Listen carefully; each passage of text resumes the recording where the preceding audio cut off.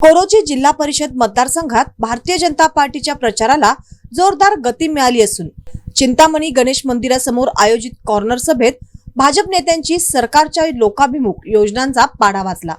या सभेत जिल्हा परिषदसाठी भाजपच्या अधिकृत उमेदवार सानिका राहुल आवाडे व पंचायत समितीसाठी सुमेध उर्फ सनी औळकर यांच्या प्रचारार्थ ही सभा घेण्यात आली होती। सभेची सुरुवात माजी जलस्वराज्य अध्यक्ष रमेश पाटील यांचे स्वागत व प्रास्ताविकाने झाली। त्यानंतर बोलताना माजी आमदार सुरेश हाळवणकर यांनी भाजप सरकारच्या कामगिरीचा ठळकपणे उल्लेख केला।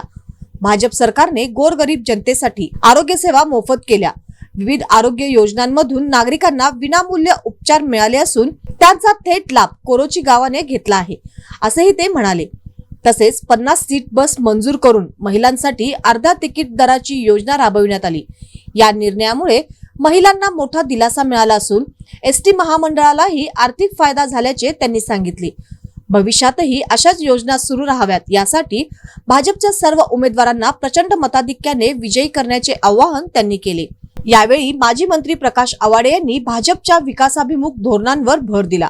भाजपने नेहमीच जनहिताचे निर्णय घेतले आहेत।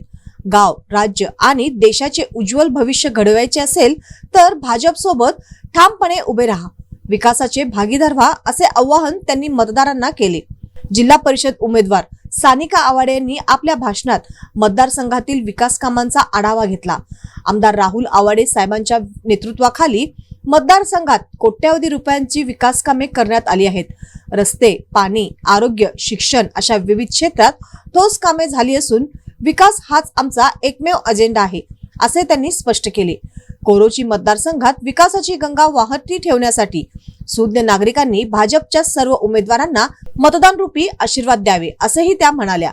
या सभेला आमदार राहुल आवाडे, सुरेशदादा पाटील, सरपंच डॉक्टर संतोष मोरे, ऋषभ जैन, कामगार नेते शामराव कुलकर्णी, मिश्रीलाल जाजू, इचलकरंजी महापालिकेचे नगरसेवक अनिल डाळ्या, उदय धातुंडे, संतोष शेळके, अजित पाटील यड्रावकर, माजी पंचायत सदस्य पूनम भोसले, उपसरपंच आनंदी आमटे यांच्यासह महिला व ग्रामस्थ मोठ्या संख्येने उपस्थित होते।